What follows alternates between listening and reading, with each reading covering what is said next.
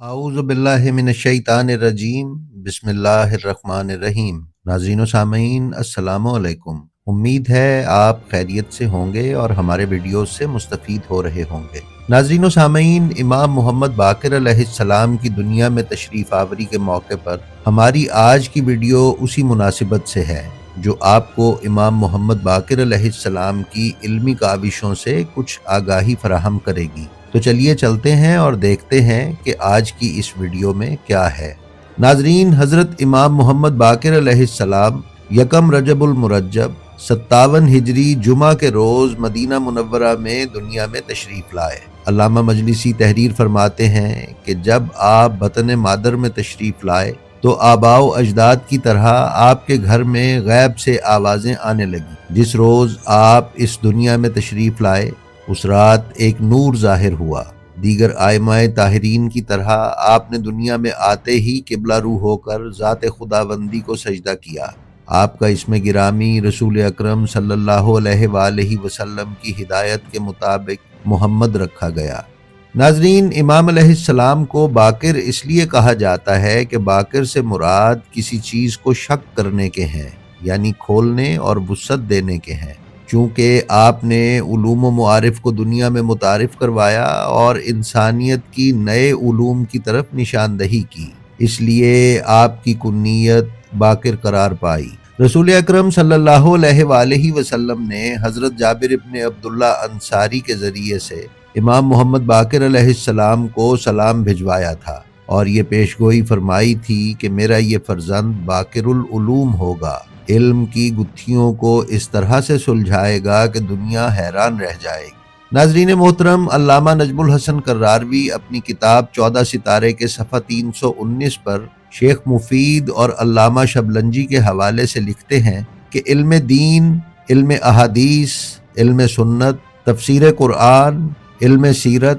اور علوم و فنون اور ادبیات وغیرہ کے ذخیرے جس قدر امام محمد باقر علیہ السلام سے ظاہر ہوئے، اتنے امام حسین اور امام حسن علیہ السلام کی اولاد میں کسی سے ظاہر نہیں ہوئے۔ کتاب امام جعفر صادق مغز متفکر اسلام میں بیان ہوا ہے کہ امام محمد باقر علیہ السلام ایک دانش مند انسان تھے اور ان کے والد امام زین العابدین علیہ السلام کا شمار بھی فاضل لوگوں میں ہوتا تھا۔ امام زین العابدین علیہ السلام نے بہت سی کتابیں لکھیں جن کا ذکر ابن ندیم نے اپنی کتاب الفہرست میں کیا ہے، لیکن افسوس اب یہ کتابیں ناپید ہیں۔ ناظرین، امام محمد باقر علیہ السلام مسجد نبوی مدینہ میں درس دیا کرتے تھے۔ جو کچھ امام محمد باقر علیہ السلام کے ہاں پڑھایا جاتا تھا وہ تاریخ کے کچھ حصے، علم نحو اور علم رجال کے کچھ حصے اور خصوصاً ادب یعنی ادبیات، شعر وغیرہ، کیونکہ امام جعفر صادق علیہ السلام کے دور تک عربوں میں نثر رائج نہیں ہوئی تھی۔ البتہ امام علی علیہ السلام کے کلام میں نثری کلام کا ایک بڑا حصہ ہمیں پڑھنے کو مل جاتا ہے۔ جو طالب علم امام محمد باقر علیہ السلام کے درس میں حاضر ہوتے تھے ان کے پاس کتابیں نہیں ہوتی تھیں اور امام محمد باقر علیہ السلام بھی بغیر کتاب کے پڑھاتے تھے۔ اس مدرسے کے جو طالب علم ذہین ہوتے اور جو کچھ امام محمد باقر علیہ السلام کہتے وہ انہیں یاد کر لیتے، اور جو طالب علم ذہین نہیں ہوتے تھے وہ استاد کے درس کو مختصراً تختی پر لکھ لیتے اور پھر گھر جا کر بڑی محنت سے کاغذ پر منتقل کر لیتے۔ وہ تختی اس لیے استعمال کرتے تھے کہ کاغذ ان دنوں بہت مہنگا ہوتا تھا اور وہ اتنا کاغذ استعمال نہیں کر سکتے تھے، جبکہ تختی پر لکھا ہوا مٹایا اور دوبارہ لکھا جا سکتا تھا۔ ناظرین، شاید آج کتاب کے بغیر تعلیم ہمیں عجیب لگے، لیکن پچھلے زمانوں میں مشرق و مغرب میں استاد کتاب کے بغیر تعلیم دیا کرتے تھے اور ان کے شاگرد استاد کے درس کو یاد کر لیتے اور اگر اپنے حافظے پر اعتماد نہ ہوتا تو گھر جا کر لکھ لیتے تھے۔ کتاب سپر برین آف اسلام ہی کے مطابق امام محمد باقر علیہ السلام کے دروس میں ادبی مطالب بہت وسیع ہوا کرتے تھے۔ البتہ تاریخ کی تعلیم وہ قرآنی مطالب کے مطابق دیا کرتے، اور چونکہ اس وقت تک یونانی کتابوں کا سریانی سے عربی میں ترجمہ نہیں ہوا تھا اس لیے یورپ کی تاریخ نہیں پڑھائی جاتی تھی۔ ناظرین، امام محمد باقر علیہ السلام نے جغرافیہ اور تمام مصری علوم کا مدرسے کے دوسرے علوم کے ساتھ اضافہ کیا، کیونکہ اس دور میں مصریوں نے بطلیموس کا جغرافیہ اپنے مدرسوں میں پڑھانا شروع کر دیا تھا اور ستاروں اور سیاروں پر بحث کرنا شروع کر دی تھی۔ عرب میں بطلیموس کے علوم عربیوں کے مصر جانے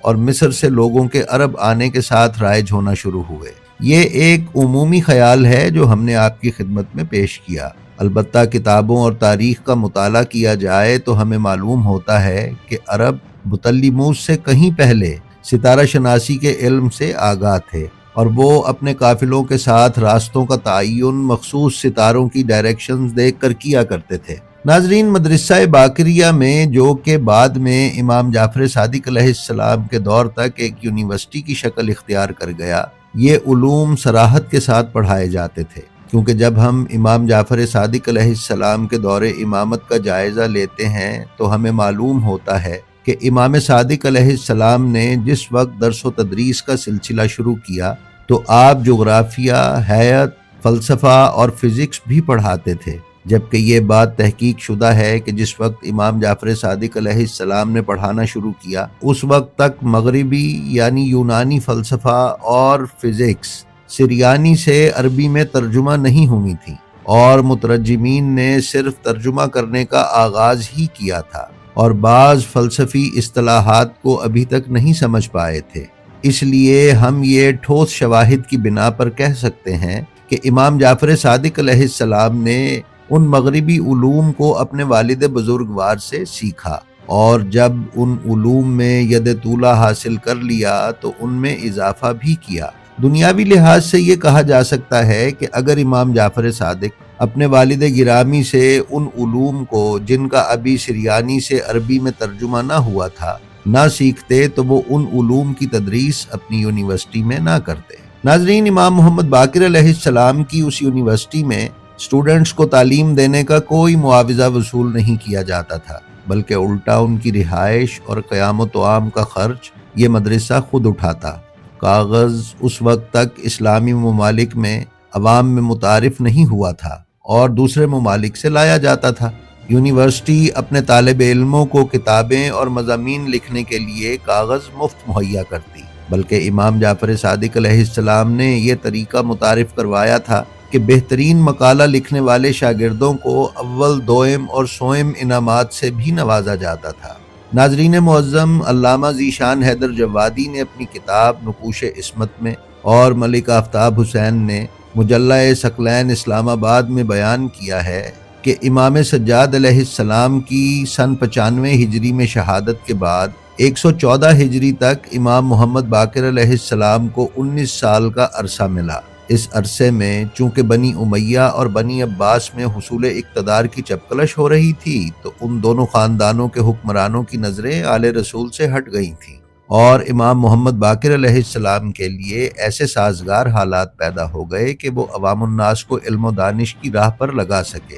یہ امام محمد باقر کا بہت بڑا احسان ہے کہ تعلیم و تربیت اور شریعت کے مقام کی اہمیت کا احساس دلایا۔ اس کا نتیجہ یہ نکلا کہ لوگوں کے رجحانات اہل بیت رسول کی طرف بڑھتے ہی گئے، اور تقریباً 4000 افراد آپ کے درس سے فیضیاب ہوتے تھے۔ امام محمد باقر علیہ السلام کے اس بنیادی کام کی وجہ سے مستقبل میں امام صادق علیہ السلام کو فقہ، تفسیر اور اخلاقی امور پر تالیف و تدوین کا موقع ملا، جو آج فقہ جعفری کے لیے ایک قیمتی اثاثہ ہے۔ امام سجاد علیہ السلام نے صحیفہ کاملہ کے ذریعے دعاؤں کی شکل میں ایک نصاب ترتیب دیا۔ اس کو ایک جامع شکل میں امام محمد باقر علیہ السلام نے اپنی تعلیمات میں شامل کیا، جو بالآخر امام صادق علیہ السلام نے ایک یونیورسٹی کے کلچر میں متعارف کروایا۔ ناظرین، امام محمد باقر علیہ السلام کے علمی مبارزوں اور مناظروں میں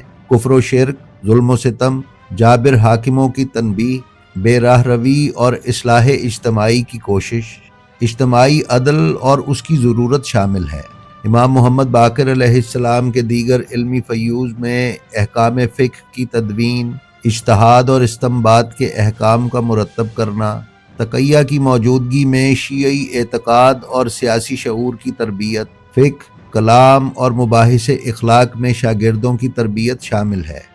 ناظرین، ہماری آج کی یہ ویڈیو اپنے اختتام کو پہنچی۔ ہمیں امید ہے ہماری آج کی یہ چھوٹی سی کاوش آپ کو یقیناً پسند آئی ہوگی۔ آپ اپنی آراء سے ہمیں اپنے کمنٹس کی صورت میں ضرور آگاہ کرتے رہا کریں، اور اگر آپ ہمارے چینل پر نئے ہیں تو آپ سے گزارش ہے کہ اسے سبسکرائب کر لیں اور اس کے بیل آئیکن پر کلک کر کے آل نوٹیفیکیشنز کا انتخاب کر لیں تاکہ آپ کو ہمارے ویڈیوز باقاعدگی سے ملتے رہیں۔ اس کے علاوہ ہمارا جو ویڈیو آپ کو پسند آئے اس کا لنک اپنے حلقہ احباب میں شیئر کرنا نہ بھولیں۔ ہماری آپ سے درخواست ہے کہ آپ اپنا اور اپنے متعلقین کا بے حد خیال رکھیں اور خلق خدا میں آسانیاں تقسیم کرتے رہیں۔ خدا آپ کا حامی و ناصر ہو۔ السلام علیکم۔